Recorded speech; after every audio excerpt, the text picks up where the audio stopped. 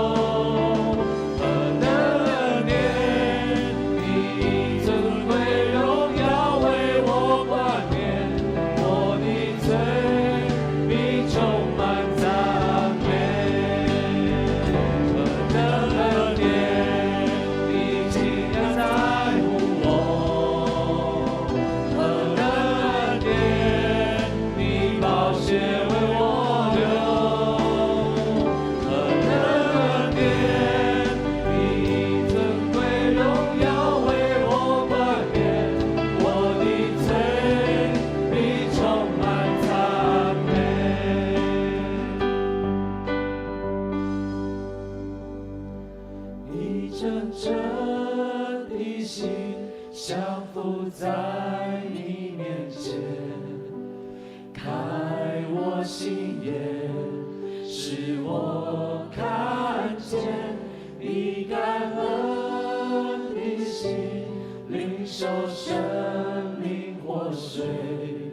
从你而来的温柔谦卑。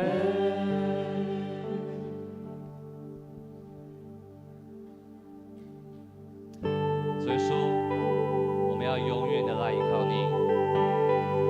我们要坚定的来跟随你。所以说，我们要为你而站立。你是信实的，常与我们同在；你是良善的，你从不离开。你是信实，常与我同在。你是良善，从不曾离开。看顾我，当我面对动荡，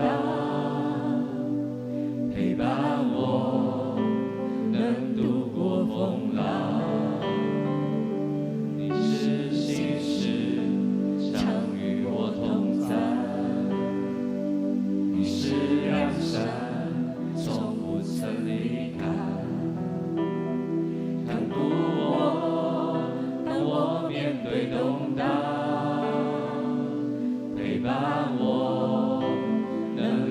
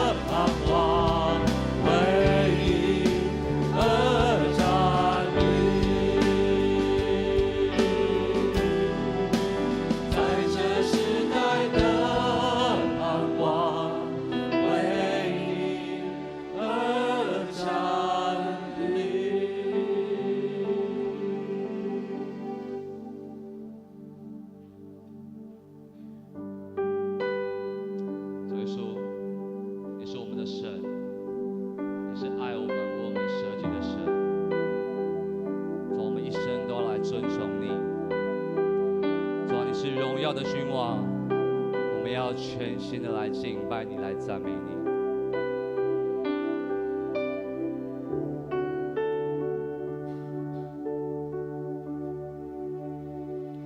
诸天述说天父的荣耀，穹苍传扬奇妙的作为，张开双手。万物的宝主，万口承认你是我们的神。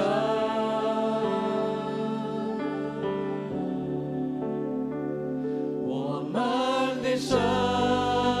坐在宝座上，圣殿充满荣耀，万民敬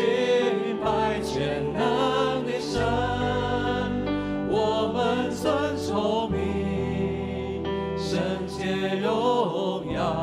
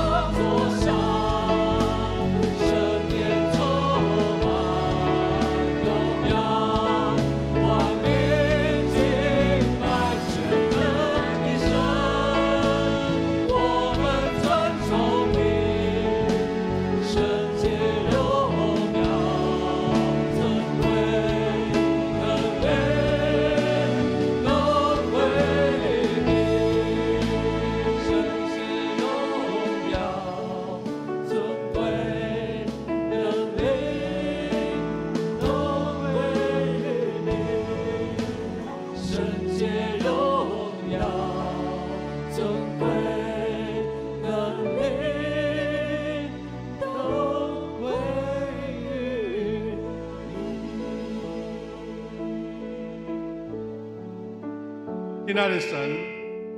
我们荣耀你，全能尊贵都归给你。我们是神所爱的百姓，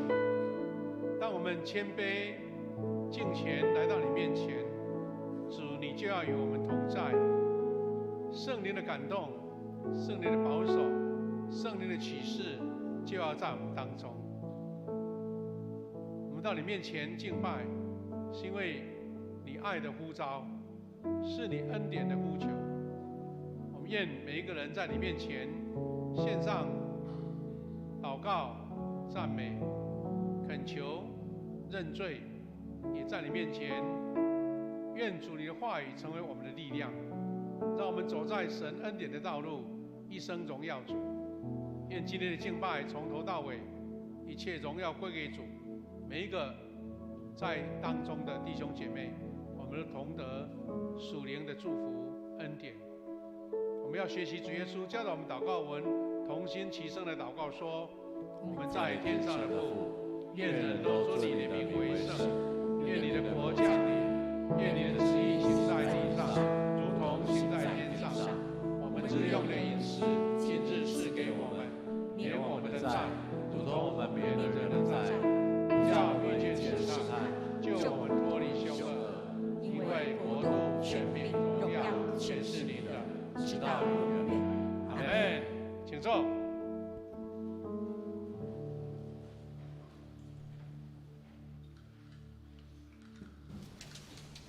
恭受上帝的话。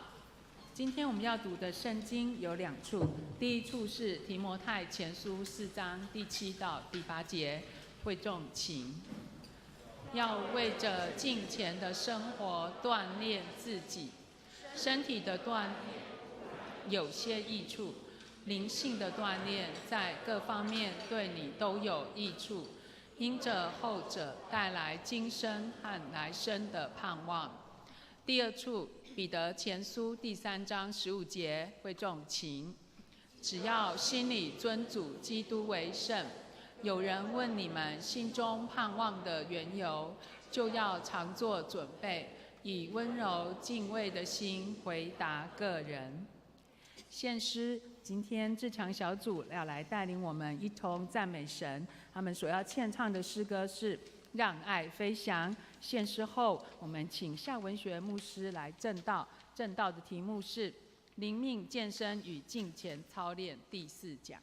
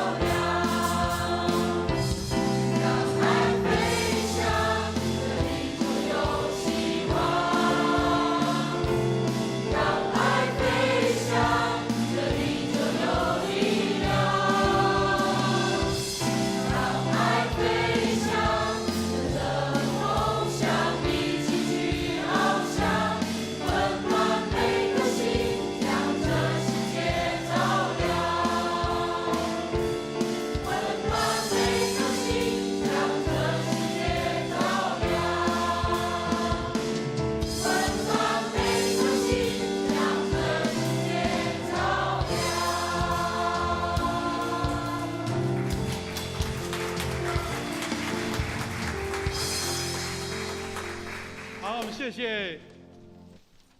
思想小组，用让爱辉翔一起带领我们敬拜神。弟兄姐妹，大家平安。我们感谢主经过一个礼拜有台风下大雨，我们能够平安回到神的面前，这是我们感恩的事。其实台南这个地方在这个礼拜也养像一个台南两个世界是因为我们在市区大概没有什么特别的灾害，但是在沿海、七股、安定，还有将军，还有在北边一点的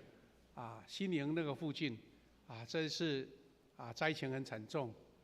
求主怜悯我们中会有很多教会在沿海的教会受损也严重，需要一段时间的复建。听说现在连找师傅都找不到，因为大家都是被邀请去。赶快要勘灾啦，然后赶快补救。我们也为弟兄姐妹他们代祷，让教会中会所推动的一个复建能够很顺利。我们也感谢主，让我们在市区的弟兄姐妹大家都能够平安来度过这一个台风。也求主保守，在夏季常常有台风来，大家有一个注意防备，让一切损害降到最低。我们要分享神的话语，我们现在做祷告。慈悲父神，我们感谢你恩典满满在我们当中，因为神赐下恩典，让我们在每一天虽然不一定每一件事情都顺利，但是神的照顾、保守、引导，让我们能够度过每一个不同的状况，也能够看见神在我们当中的带领。我们要一起分享神的话语，求你带领我们能够明白主的教导。我们这样感恩祷告，奉靠主耶稣基督的圣名祈求，阿们。弟兄姐妹，我们今天要分享由中会来推动的灵命健身敬虔操练。我们分4个礼拜，把这属灵的敬虔8步来分享他推动的原因及圣经的教导。也愿神让我们弟兄姐妹在借由参与这一个敬虔8步的操练当中，看见神给我们的呼召跟旨意。我们在2个礼拜前，我们就正式公布我们今年的我们明年的富强50喜年的标语，简单有力，很好念富强50向神奔驰。那富强50向神奔驰的意思是在于说，前面这一个50是神恩典的年岁，那我们向神奔驰是我们看见神在我们富强的恩典，我们要继续向神来奔跑。神所插的标杆，我们愿意努力跟随。这个奔驰的意思我知道中国把那个Benz的车就叫奔驰奔驰，那表示是好车，又跑得快，而且很坚固。那我们富强奔驰是为了要追求神的公义、神的道路以及神奇妙的应许。那感谢神，因为我们借由庆祝50喜年，我们用这一句标语成为我们一个努力的目标。那敬虔8步的操练，也算是我们向前奔驰、向神奔驰的一个装备跟操练跟努力。今天的分享，我们从中会推动的8步，我们已经进行了分享了，一共有6个项目。今天要分享2个项目。那我们在读的经文当中，我们看到神给我们的教导，他说：身体的锻炼固然有益，但是灵性的锻炼在各方面对你们都有益处，而且是带来今生和来生的盼望。我们说身体的健康对我们一定有帮助，但是只是存在我们这个肉体的世界。但是敬虔的操练是在我们现世所生活的得着平安跟喜乐祝福之外，我们还得到永生的盼望。那这敬虔8步，我们今年其实是一个示范的，就是由我们14间教会来演练、来学习，在这半年当中我们怎么样进行，然后将这些推动的一个结果数据，然后分享给中会，让中会在明年推动，因为每一个教会的情况不一样，属灵状态都不一样，他们能不能够一起这样属灵8部都能够完全遵守，我们要一起来评估哈。那当然，我们富强教会其实在很多面向都已经在推动了，我们只是说把它整合在一起，成为一个非常明确的目标，向神奔驰。那这8部，我们主要是以弟兄姐妹为主体啊，这8部我们在图卡上面都已经分享过了哈。那这8项当中，我们今天要分享的就是第6项跟第7项，定额的奉献、11奉献，还有白纸布道法。那我们说定额的奉献，其实我们富强教会是一个神恩典祝福的教会，因为我们教会在每一个新进的会友，我们在举行那个门徒训练，或是我们的这一个初信慕道我们在做真道问答的时候，我们就已经非常清楚地告诉弟兄姐妹说，我们参与奉献不是因为有缺乏才需要你，而是因为让你领受到神的祝福、恩典、感恩，然后让这个奉献不只是你能力、你的财务管理的一个非常棒的一个操练，而是参与了上帝国的一个建造。那我说我们教会呢，在之前我们教会的推动就已经非常有成果了。礼拜4我们跟3位牧师还有代义长老、志强长老，我们去参加中会开会，那一天还在下很大的雨。那中会开会就是审核我们属下81间教会，明年因为中会要推动施工，需要各教会来做一个这个等于是负担金负担这个费用。它是按照我们各教会有2个指标来审核，说到底中会需要多少经费，那你这间教会要分担多少，那就全部81间都要分担。但是有2个数据，第一个数据就是说，你参与主日礼拜的人数多或少，这是一个数据。第2个数据是什么？当然就是以经常费，就是你一年我们的总收入奉献的收入多少。这2个指标就很明确地看见出每一间教会它的一个教室就它的大大小小都有市区的大型的教会，有乡区的一个弱小的教会，那这个差距蛮大的。比如说有的我们大概有10-20间的教会是大概50-60个人，甚至更少。有的是勉强达到一间教会能够运作的目标他们的一年的总收入或是总经费才100出头万，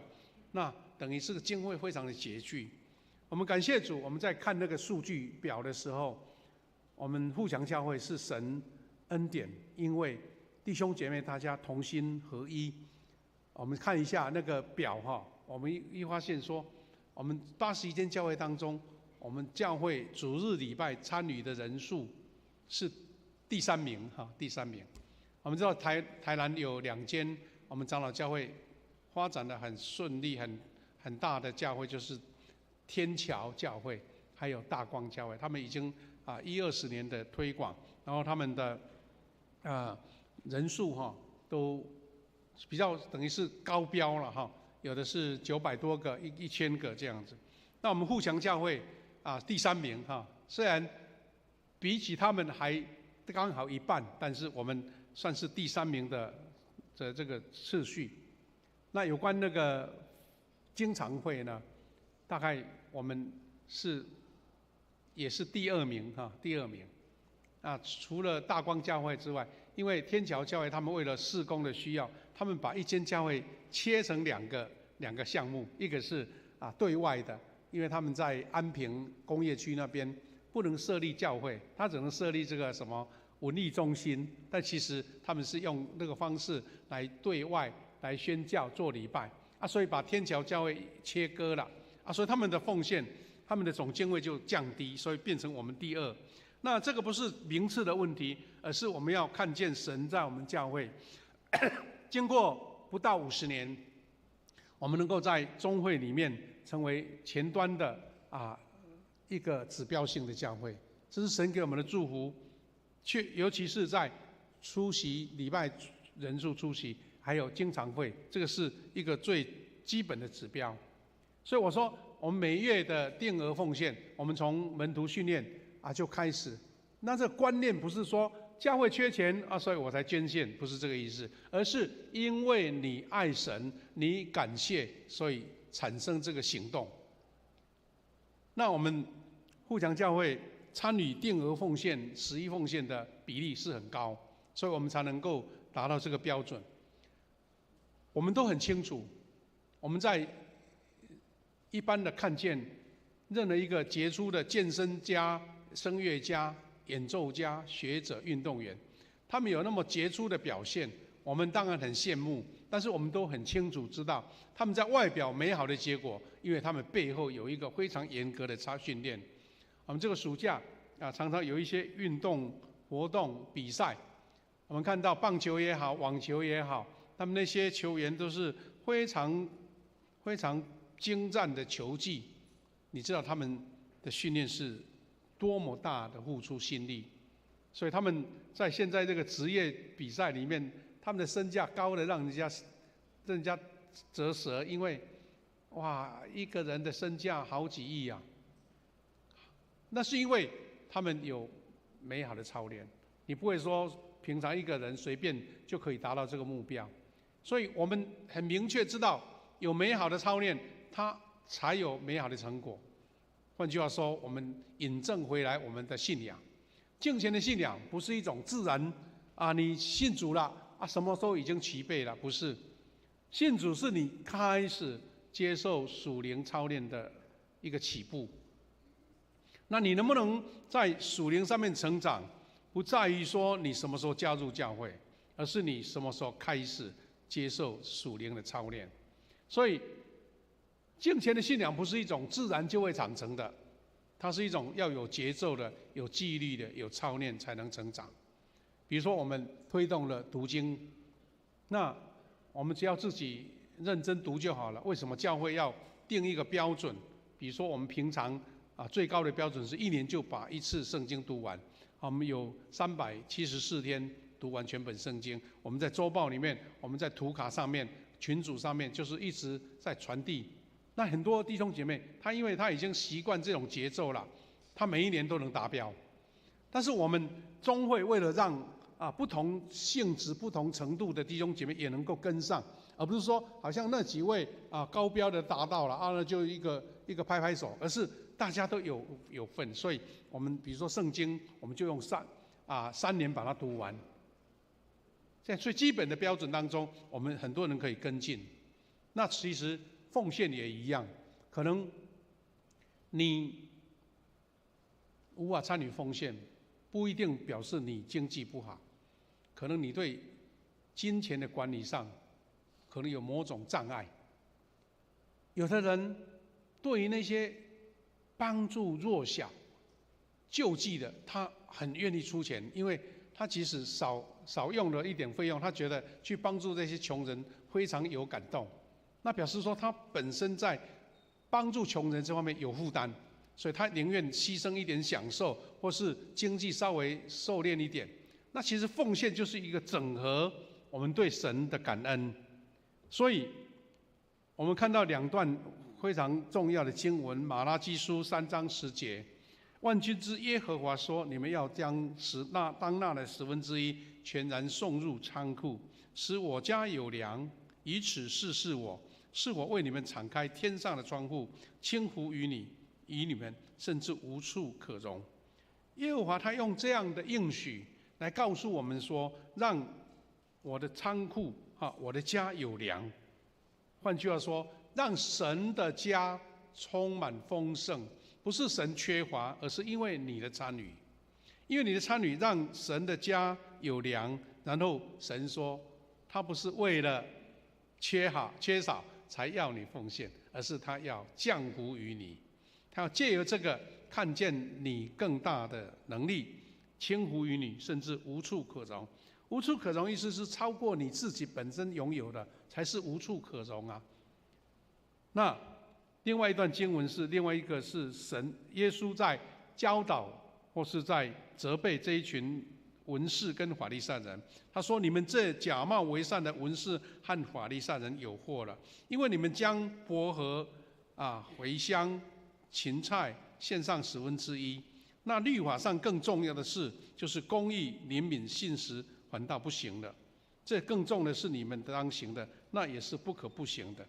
耶稣在教导他们的时候是说，你们这一群人在基本上有达到1/10，是已经标准不错了，但是说你们更要在公义、怜悯、信实上要实行出来。换句话说，外在的奉献跟实质上的行出神的公义跟怜悯信实，那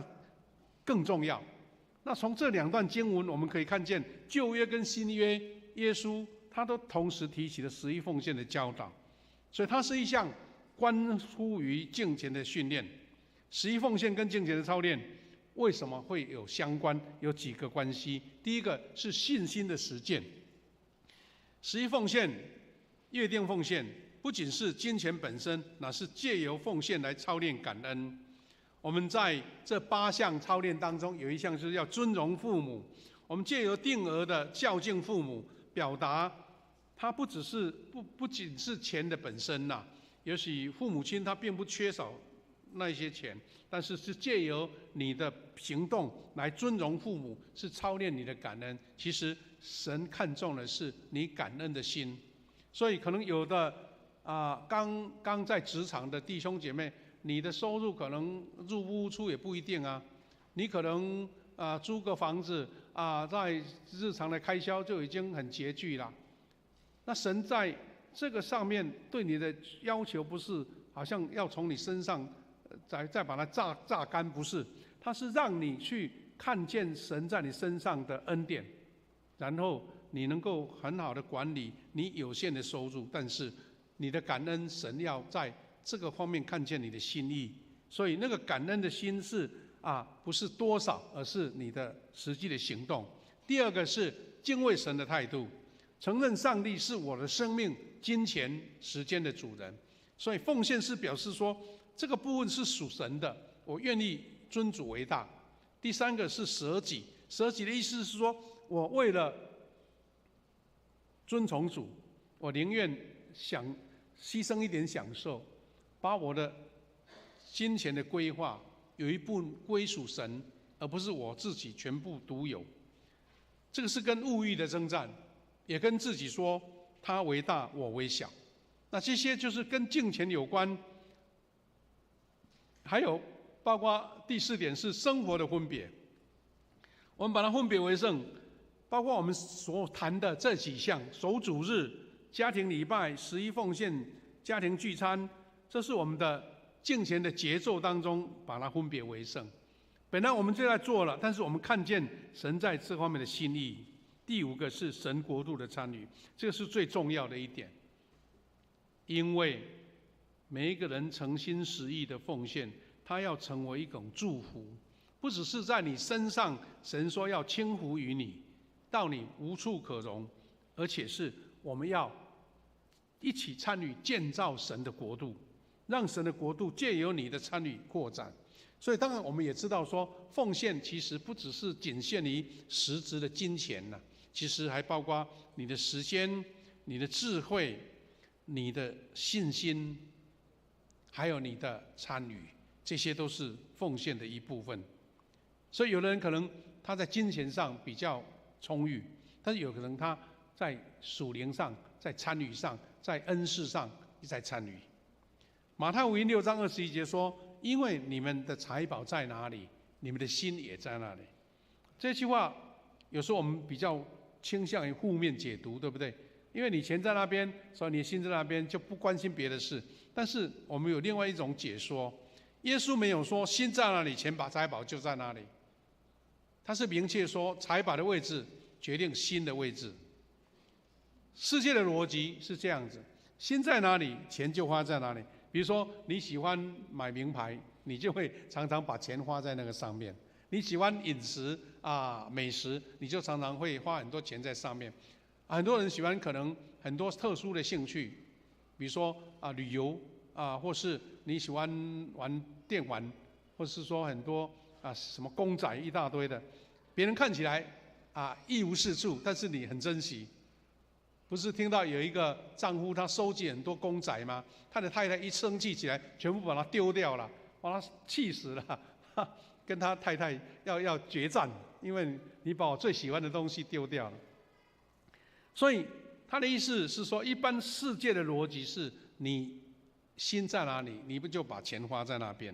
人性会倾向于情欲跟肉体，把财宝投注在世界上。所以耶稣讲这句话，反倒是另外一种解读。我们要反其道而行。主耶稣的逻辑是：你钱放在哪里，你心就被放在那里。当然，我们不是从肉体的享受、情欲方面，而是因为你把钱放在有益的投资啦。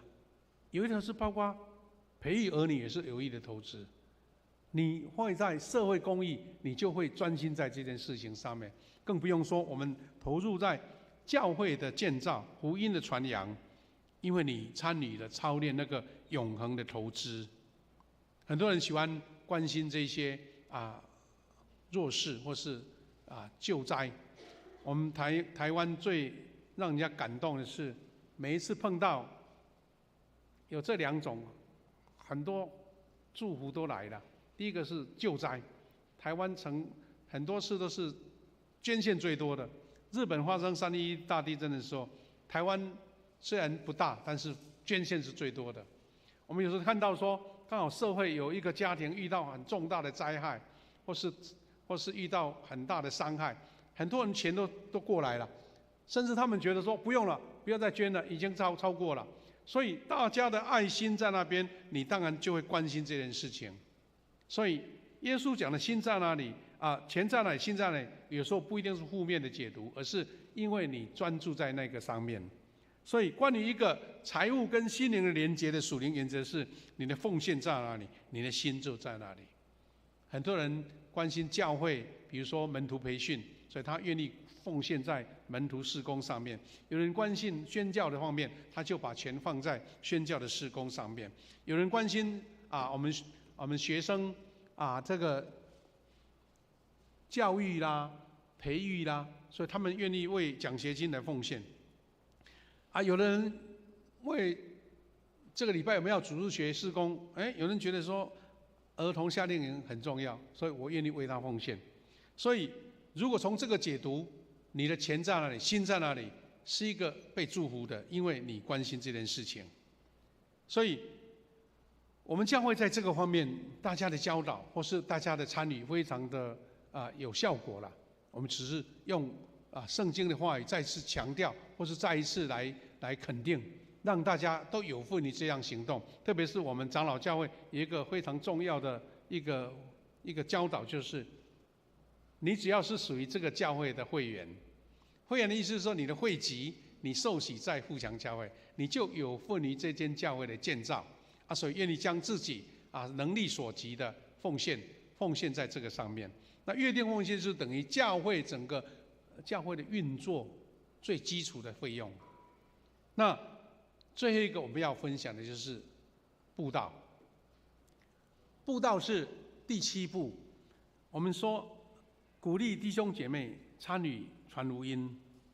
白纸布道这是中会所提供的一个方式，但其实应该是比较广义的，是你有传福音的热忱，至少有一个月有一次，跟你的朋友、跟你的家人，或是你的同事，或是你在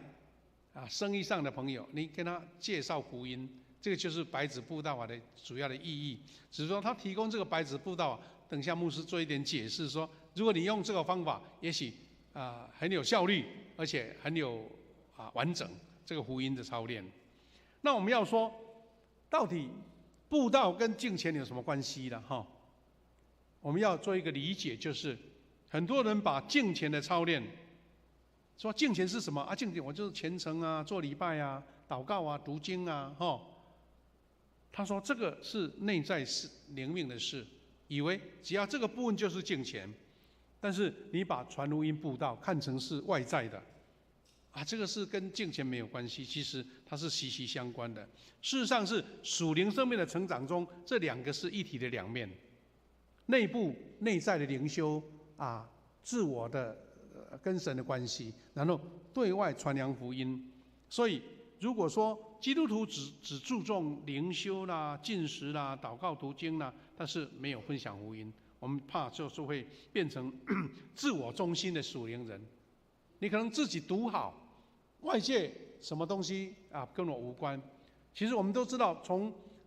几千来的宗教的传统，都常常有这样的一个论据在跑。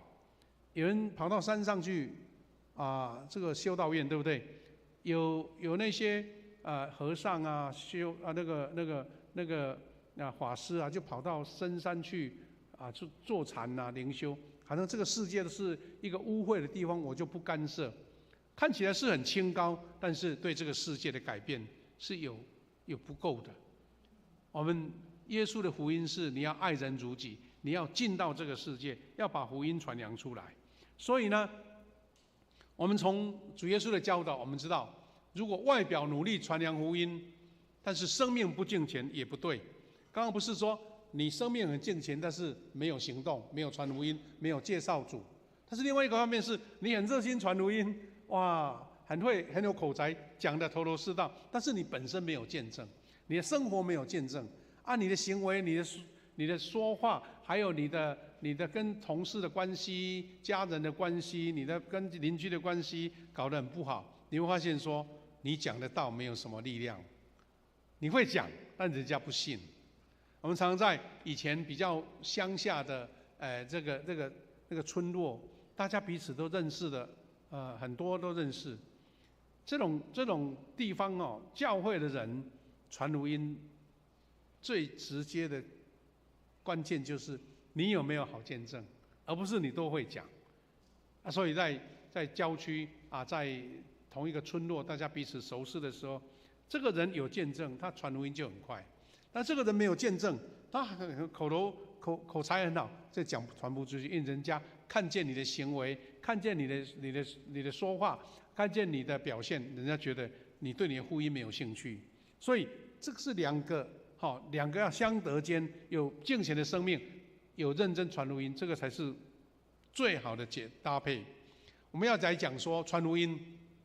跟敬虔有什么样的面向。第一个，传福音是敬虔的自然延伸。你有属灵的生命的丰盛，你就会很自然愿意分享出去，把福音分享出去。彼得前书3章15节说，只要心里尊主为圣，有人问你们心中盼望的缘由，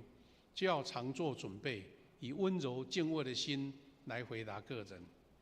前段是说你尊主为圣，表示你是一个敬虔的人，你看重神的教导，然后因为你活出了属灵的生命，人家就好奇了，说你这个人为什么会有那么样的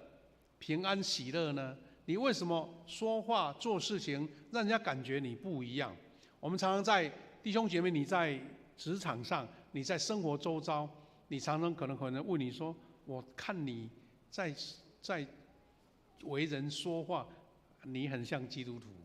我们常不是讲说有馨香之气吗？那常常你会被人家称呼，你会觉得心中有一点感动跟荣耀，觉得说也许我的跟人家相处，我的说话人家肯定我，所以才会说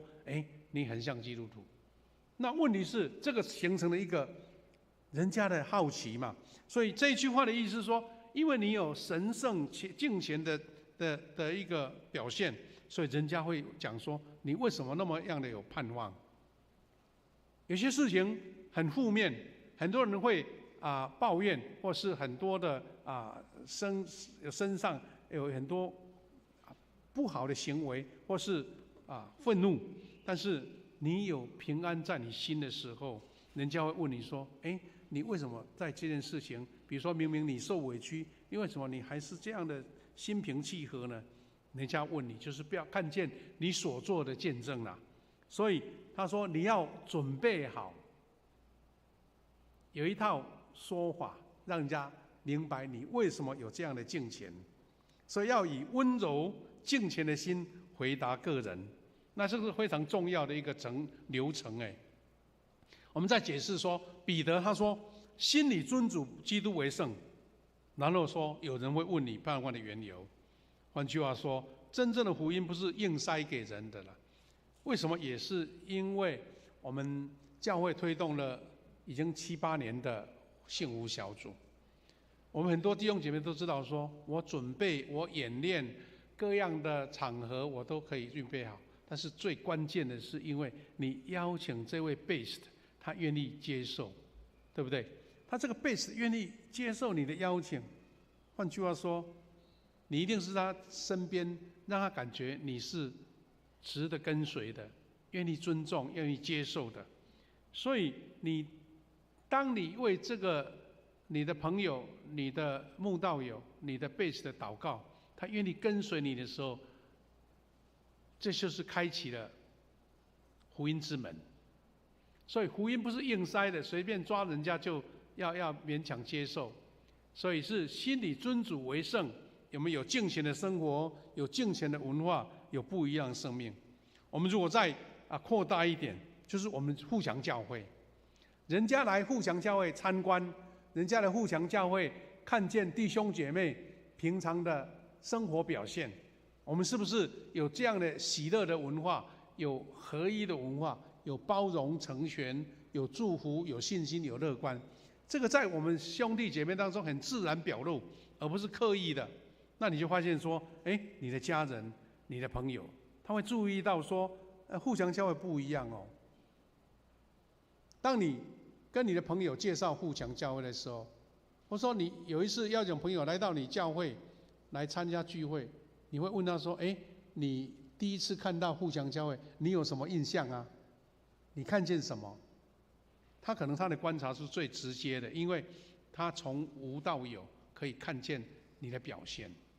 所以我们互相教会如果说是一种这样的文化，人家就会注意到这个团体不一样的文化。在历史上有一个团体是德国的一个信仰的团体他们很虔诚，他们有敬虔的传统，所以呢，他们有一次在18世纪的时候，他们要搭船到美国去布道因为那个船在海上遇到很大的风浪因为那个时候无论是科技或是船的一个经历风浪的一个能力不是很高，所以发生海难的机会是很大。但是这一群叫做莫拉维亚的弟兄姐妹，他们怎么样呢？他们聚在那边一起唱歌、祷告，心中充满了平安跟喜乐。当大家船晕得7荤8素很恐惧、很恐慌的时候，看到这一群人他们在这边喜乐唱歌，哇！大家印象太深刻了，觉得说这一群人怎么能够在这么危险当中仍然喜乐唱歌呢？所以呢，他们这一群人在美国建立了福音据点，传福音很快，因为大家看见他们的表现不一样。互相教会有这样的文化吗？陌生人来到这边，我们有一个热意接待，让他们觉得我们是同心合一的吗？当你有这样的表现，人家就问你盼望的缘由。人家问你说，你有这样耶稣基督的心，那你有这样的盼望，那你要像保罗所说的，你要准备好，要跟他们诉说。第二个，传福音是敬虔生活最真实的检验。你怎么样表现你的敬虔生活呢？是因为你有传福音的热忱。基督徒若没有见证式的行动，很容易就留在叫做宗教仪式的虔诚，行礼如仪，但是在生命上没有见证。所以一个见证传福音的人，他必须常怎么样？活出真实有见证，常常认罪悔改，对人有爱心，要不然我们的见证就没有能力。所以我们要分享几项为什么基督徒的见证传福音跟信仰的考验有关。第一个，它是考验我们对神的心意是否顺服。神愿意万人都得救，神要我们到普天下传福音，那你把它当成一个宗教术语，还是你真诚的看待？彼得后书3章9节说，他愿意万人得救，不愿意一人沉沦。敬虔不是光只有祷告、读经、守主日，而是顺从神的使命。传福音是我们考验、分辨我们基督徒是我把神的心意放在里面。你愿意为一个爱灵魂、为神爱惜一个灵魂，胜过自己的面子跟安逸吗？我们常常最大的障碍是怕人家拒绝，家人拒绝，朋友拒绝，我们同事拒绝。但是你是为了这个面子不愿意传福音，或是你安逸不愿意花这个时间呢？其实我们在这个方面常常在考验我们，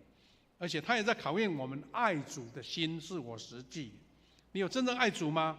所以我们再一次强调说，敬虔不是一种外表的面貌，比如说你很喜欢祷告、禁食、守主日，而是活出神的性情，就是他的怜悯、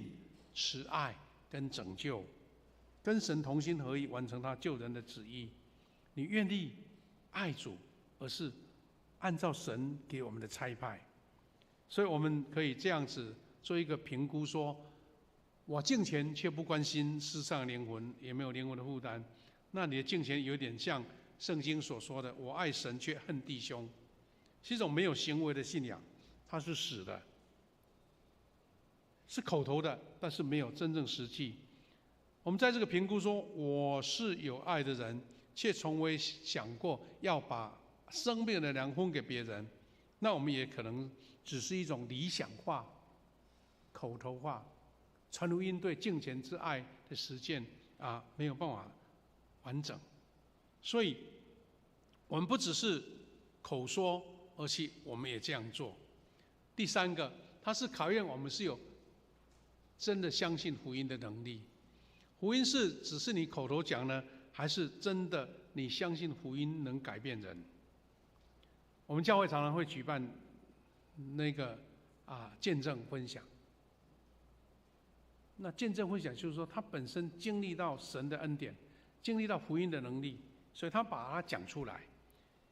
罗马书1章16节说：“我不以福音为耻，这福音本是神的大能，要救一切相信的人，先是犹太人，后是希利的人，因为他不以福音为耻。”为耻的意思是说，把传福音看是一件害羞的事。我们可以这样解说：当人以某事为耻，往往是心里认定说这件事不能帮助我啦，成功得胜接纳你就觉得去排斥它。我们信主的人有时候会潜意识以福音为耻，其实每一个人都可能碰到而不是说这个人很清高就不会他就会。我们会表现到说，有可能福音为耻是在我们生活上的展示，是我们在职场不敢说自己是基督徒，我们对传福音感到尴尬或丢脸，我们在家庭中不敢分享见证，我们对十字架这个救恩说法觉得太老套、太软弱、不合时代。其实最近听到一个讯息，在美国新的一代成长的时候，他们在做一个类似问卷见证调查，很多年轻一辈的可能对福音、对信仰、对传统一个在美国人觉得是非常基本的信仰，他们产生怀疑，因为外在的引诱太多，外在的威胁太多，外在的一个破坏太多所以基督徒如果没有坚持在这个十字架的恩典，你会发现说你的立足点就不够力量了。我们是不是以福音为耻？常常是因为我们对神的信心，所以根本原因是心里不真实相信这个福音的能力是有价值的，是以荣耀的。所以当我们不以为福音为耻，我们是出于说亲自经验到福音的能力。弟兄姐妹，我们最要说，我们经历到这个福音是有能力的，你就不会以它为耻。有什么样的经历呢？第一个是福音是神的能力，它能拯救罪人，改变人心，击碎撒旦的权势，带出永恒的生命。这个能力有没有在你生活上、实质上去体验到？第二个，福音是真正的价值。就像保罗在腓立比书所说的：“我已将万事当作有损的，因为我已认识我主耶稣基督为至宝。我为他已经丢弃万事，看作粪土，我要得着基督。”第三，是福音是神的智慧，不是人的羞辱。哥林多前书1章23节到20节说：“我们却是传钉十字架的基督，在犹太人为绊脚石，在外邦人为愚拙，在蒙召的，无论是犹太人、希腊人，基督总为上帝的能力，神的智慧。”不认识的时候，没有经验的时候，当然说愚拙、愚笨啊，没有效。但是在神里面，基督是上帝的能力，是神的智慧。这一些话语，让我们见证到说，传福音是基督徒教会一个最重要的一个任务。那我们的宗会推荐说，有一个非常简要的传福音方法，就是要白纸布道法。那牧师曾经用2个版本，一个是宗会提供的，他做的是比较精致一点；另外一个是一张白纸，下个礼拜牧师会把它印在周报上，让你去体验说，如果临时没有预备什么道具，一张白纸你就可以传福音了。那今天要介绍的是刚刚我讲的这个白纸布道法哈。那牧师手上有这一张白纸布道法的宗会他提供的，那牧师去给他领了500份。我说我们要庆祝50几年哈，如果我们跟500个人传福音，那真是太棒的一个行动了哈。那这个它印的蛮精致的，这是它的封面，但是它的里面是这样子。那我们可以看投影片看一下这个内容是什么哈。你看白纸布道法，它的正面是封面，就是宗会提供的哈。反面是这样子，原始是这样子，中间有14个。像刮刮乐一样，被一层薄膜把它盖住了哈。那你就按照这14个单词去分享福音。好了，那牧师这个是我把它刮掉的是这样子，刮掉的大概就是被蒙住的，就是要你介绍的，然后你可以拿10块钱拿10块钱的硬币，然后开始一个一个像牧师手上刮，然后一边刮一边讲，那不困难。我在周报的第9页已经把这个等于这个逐字稿都把它印在里面了哈。我们可以看这张逐字稿。那牧师做一个简单，因为时间的关系，做一点简单的解说了哈。简单的解说怎么说呢？就是这张是已经刮好的。那因为刮好了，好像就是还是能用了，只是说没有那种很有趣的这个流程哈。那所以我们要从这一张拉开是14个流程，但是你拿到这一张卡片的时候是还盖着嘛，对不对？所以你把它折一半，折一半之后再往外折成这样子，就像这样子。折成这样子，那折成这样子，因为1、2、3、4、5、6都还这个涂了一个图层嘛哈，你就开始像我们这个白纸布道法的文字叙述，你会跟他讲说，起初有一位神，然后他创造了人类，开始关系很好，非常幸福，就是神这一排有幸福，然后也会有得永生。第一个就刮永生，对不对？第二个说人可以享受从神来的平安，第2行这样就过着喜乐的生活，那刮第2个。那第3个是祝福，然后他说会得到天国的恩典，那就刮到天国了。所以第一个是将神的祝福创造美好，第一个阶段3个刮掉，那就幸福永生、平安喜乐、祝福跟这一个天国。那问题来了。他是人有罪所以就变成要讲左边这一个区块。这个人有罪，所以呢就开始带来不幸，罪就带来了死亡，人会充满了惧怕，惧怕就带来死亡的审判，人要对罪带来的刑罚，最终结果就是进入地狱。这是第2阶段。第一阶段讲神的恩典祝福，第二转人的堕落跟受的刑罚。好了，那怎么解决？你就把它拉开了，拉开之后变成这个样子。拉开是在左边的第二区，第7个，人也是想追求一个幸福跟恩典嘛，所以他说人在努力去追求宗教，你追求好行为，追求能够助人救济或是做功德，哇，这些，但是他永远跟神的祝福还是拉开的，被拉开了，没有办法。所以要怎么办呢？他说神爱世上的人，所以他就看到第11个，因为耶稣来赐给我们，只要听，有一个听，对不对？把它刮开，然后你相信的再把它刮开，那你就会得着从神来的救赎跟恩典，你就会跟神来建立永恒的关系，然后就可以跟他读这一段经文，这一个第14个读经文，然后结合起来之后，祝福来了。我们看到右边的永生、喜乐、天国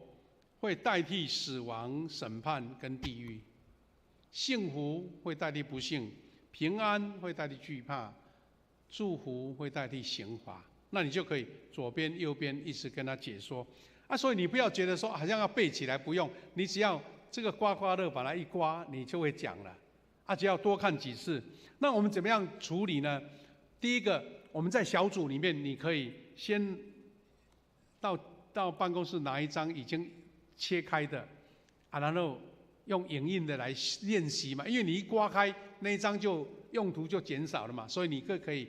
先用影印的，或是用拍这个图卡的，然后去解说练习，跟你的同伴练习，或是你的家人开始做练习。练到熟悉的时候，你只要拿到一张，你越讲会越熟练，你越讲越清楚。最后怎么做呢？你还拿这个10块，对不对？有人甚至还故意去银行去领一个新的10块钱。听说有人特别去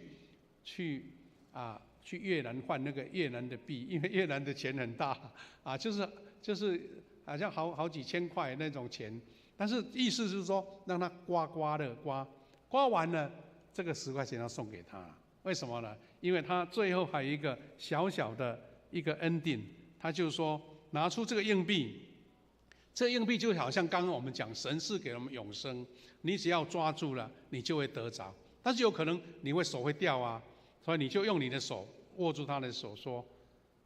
我的手代表上帝的手。当你的手张开的时候，因为我扶住了你，上帝的手扶住你，这个祝福就永远会存在。”然后跟他做一个决志的祷告，这个就是我们所说的这个白纸布道法。那其实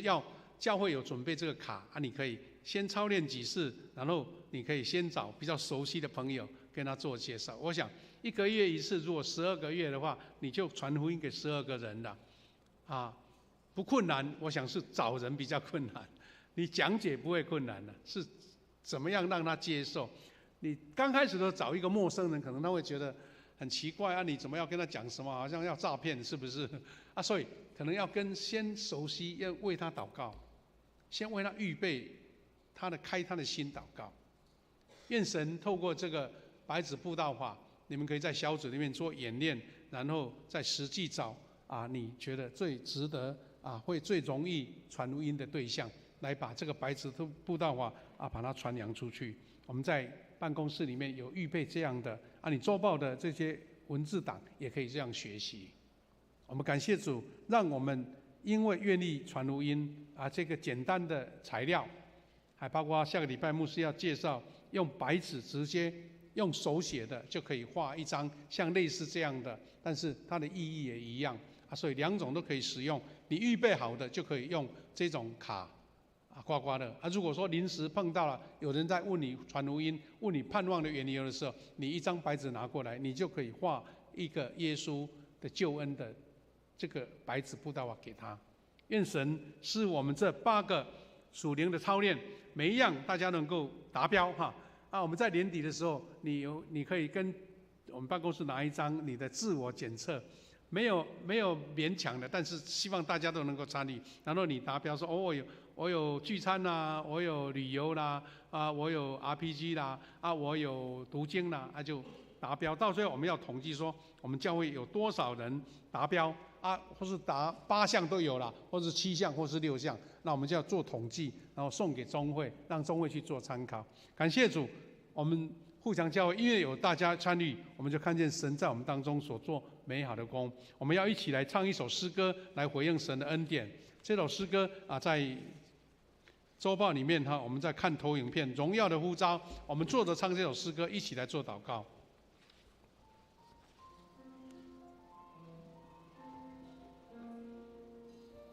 我们有敬拜团可以拿麦克风带我们一起比较有声音来一起唱。献上当作活祭，做出圣洁贵重的器皿，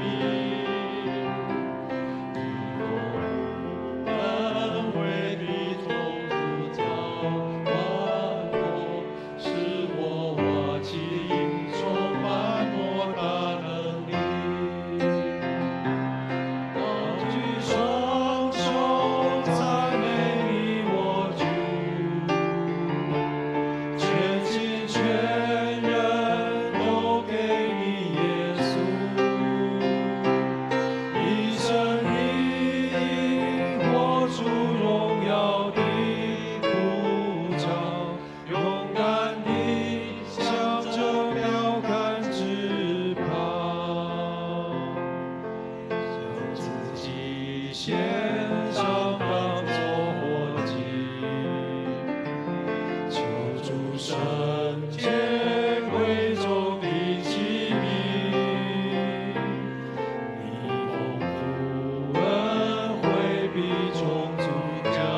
灌我，使我瓦器充满莫大能力。要举双手赞美你我主，全心全人都给你耶稣，一生一意活出荣耀的呼召，勇敢地向着标杆直飘。感谢主，我们向着标杆直跑，是因为神为我们预备了那永恒的祝福。步强50，向神奔驰，我们向标杆直跑。牧师邀请各位，我们一起来为几项事情来祷告。第一个，我们跟神回应说：神啊，这8项敬虔的操练对我是有益的，求你赐给我信心，赐给我属灵的恩典，让我能够愿意跟随一起操练。特别在今天，我们有奉献的教导以及传福音的教导，就是赐给我们能力，能够达到这样的属灵的操练，能够健壮自己，能够为神而活。第二个，我们为50几年所推动的圣工来祷告，求神恩典跟我们同在，让我们向神奔驰，不是一个标语，而是因为大家同心合一，愿向这个目标来奔跑。我们也为这个礼拜要举行的主日学夏令营祷告，我们有几十位同工要参与这个夏令营的服事，有分了好几个不同的任务，求主亲自预备，让这一个礼拜的夏令营很多小朋友得到美好的教导跟栽培。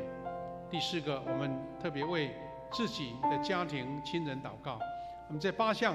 的指标当中，很重要的一个点就是我们的家庭的关系要被建造，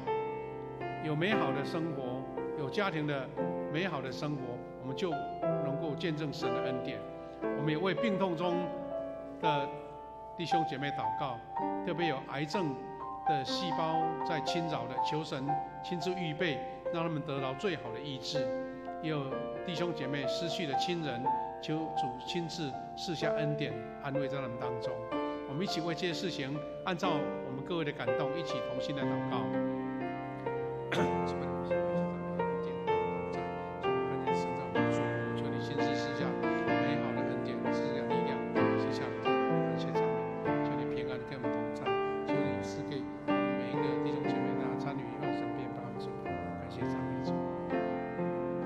亲爱的主，我们感谢你，让我们一起看见我们一个共同的目标，在互相50向神奔驰的奔跑的方向当中，用这8项敬虔的操练，能够成就自己、家庭，也能够成就神的国，传福音、宣扬神的国度。主啊，让我们有从神而来的属灵的能力跟恩典，愿意在这方面一起参与，一起服侍。主啊，求你也保守，让我们在这个礼拜当中，我们有属灵组织学夏令营要推动，有几10位同工参与这个服侍。求你预备我们社区的小朋友，愿意跟随，愿意接受教导，让我们看到一个属灵的果实在这边来诞生。主啊，我们求你保守我们教会中有遇到病痛的弟兄姐妹，求你赐下医治在他们当中。特别有癌细胞攻击的，我们知道在医治上有很多需要的流程，求你透过医生以及药物，让他们得到完全的医治。也求你保守我们有弟兄姐妹家庭失去亲人的，求你赐下你的安慰跟扶持，让一切有神的恩典在他们当中。我们将每一位弟兄姐妹交托主手中，让我们能够建立一个蒙神恩典的家庭，能够为神做美好的见证，让这8项的属灵的祝福也临到我们每一个人当中。再次献上感恩，祈求祷告，奉靠主耶稣基督的圣名，阿们。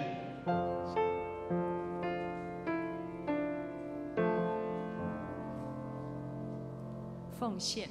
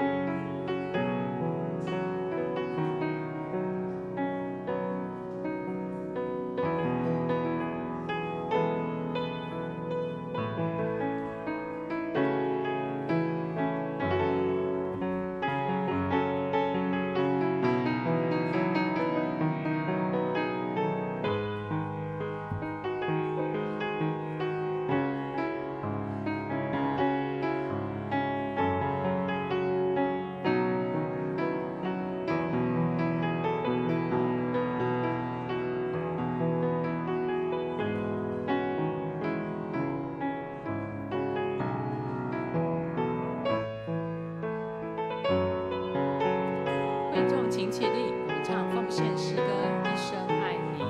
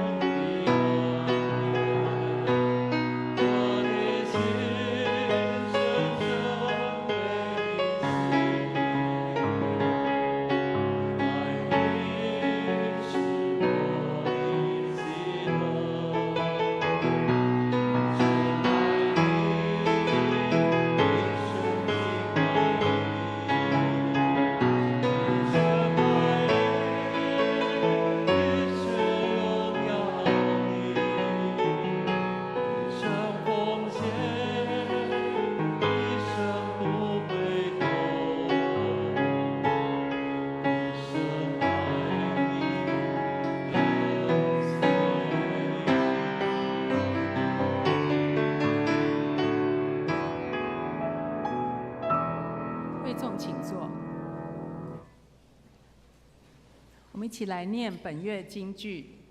请我实实在在地告诉你们，那听我话又差我来者，就有永生，不至于定罪，是已经出生入死了。约翰福音5章24节。下礼拜的服事同工，我们写在周报第2页。主理是夏文学牧师，请我们自己留意。第3页牧区的聚会消息及出席人数，请我们自己来看。第4页肢体交通。第一点，本会主日学在这个礼拜要进行夏令营天才好管家，请我们一起来为这个夏令营施工的推动顺利代祷。第二点，我们定在下主日7月20日召开定期的小会，请小会员预备心参加。第三点，本会定在8月10号举行社教40周年庆以及圣礼典，请要预受洗的兄姐们在7月20日以前向办公室来完成报名。第四点及第五点是本会预定要推动的第8期幸福小组以及所有的密训课程，请大家自己来留意，自己来观看。第六点是庆祝50喜年的赞美诗歌谱曲竞赛，待会呢项目师会做补充。第5页肢体交通的部分第9点，我们在这个礼拜六有医会姐妹的父亲、牧会长老在私立殡仪馆举行的告别追思礼拜，请我们为家属来祷告，以及整个礼拜能够顺利的进行。接下来有门徒培育事工，以及第6页的各牧区消息及肢体交通关怀代祷事项，请我们一起来留意关心。第7、第8是奉献的征信，请会友们自己来查看。以上请项目师来做补充。弟兄姐妹，我们今天有几位新朋友来我们当中，我来做介绍哈。第一位是张昌佑弟兄。张昌佑弟兄，请起来，让我们欢迎你，昌佑弟兄，欢迎你哈。好，昌佑弟兄是我们李伟教授的新生学生，对不对？从新竹来的，竹南来的哈，他是硕士班的新生，欢迎你来参加教会，谢谢你，欢迎请坐。第二位是郭淑珍姐妹，欢迎你。地址是我们在中国东路3段这边而已欢迎你。第三位是林路佳姐妹，欢迎你。他说原先他是属于在安南区的安顺教会最近有搬到我们这边住在我们附近，欢迎你来参加。第4个是黄淑珍姐妹，在哪边？黄淑珍姐妹，欢迎你是田云珍妮的新朋友欢迎你，好，请坐。再来是有2位是从马来西亚来的，在神学院读书了是我们的包章贵还有温乐义2位，欢迎你。是我们会籍执事特别介绍他们在应该暑假了啦暑假欢迎你们来参加，感谢主，我们今天有很多位新朋友在我们当中牧师再做一个小小的补充就结束。第一个就是我们看到那个图卡有这个赞美诗歌的谱曲竞赛，我们感谢主，我们教会我们在周报里面有特别报道我们有特别写作了一个诗歌是台语的，还有华语的因为我们的作词者今天不方便，所以他在29号那天他会来给我们做解说啦我们在1楼的那个公布栏有分享这个这个作词，所以你如果对作曲有感动、有灵感的，你可以QR code 把它下载，然后把它谱曲来投稿这个我们在等那一天我们再说明会更清楚了欢迎大家有兴趣或是你有感动，可以把这个歌词来谱曲第二个，我们看下面1页这个歌词有在这边的样子你看这些歌词写得很好再来就是我们50喜年的标语已经呈现了互强50，向神奔驰还有我们这个 logo 一个无限大的50也很有创意我们要用这个来当成我们这50喜年的一个标语跟我们的这个 logo。那我们是敬前8部哦，我们希望这个图卡大家可以一直放着当成我们的学习啦哈啊，特别是会有这个部分。天才好管家，我们预定在7月16号就来推动，其中有一个需要会友来支援的，就是说在礼拜六下午的2点的样子哈，礼拜六下午的我看看是1点到2点半。小朋友呢，他这个课程是天才好管家，他们要学习做那个园游会摆摊需要会友大家来，等于当成客人来买东西哈，让他们学习怎么样这个做生意然后这个本事本钱本分这样子如果你有兴趣那一天可以在下午1点来参与这个小朋友在地下室他们会办一些摊位大家来参与这个，让他们一个训练就对了一个得到一个训练。好，那最后我们也请大家继续关心我们这一次台风在沿海地区受到很严重的伤害，也求主保守他们一切很顺利，能够救灾很顺利。我们也为这些地区这些家庭或是单位，特别是教会来做祷告。最后再邀请我们在8月10号要举行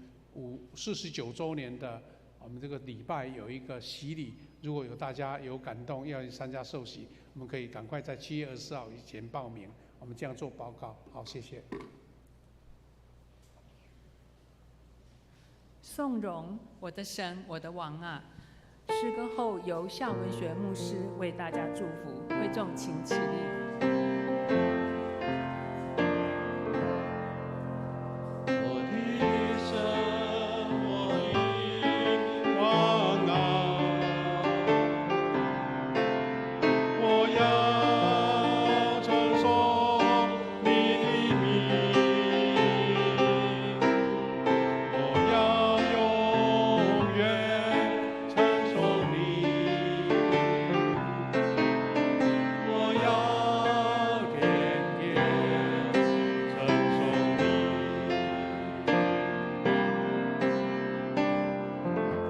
愿主耶稣基督的恩典、上帝的慈爱、圣灵的保守、相通扶持，与每一位弟兄姐妹同在，从今时直到永远。阿们。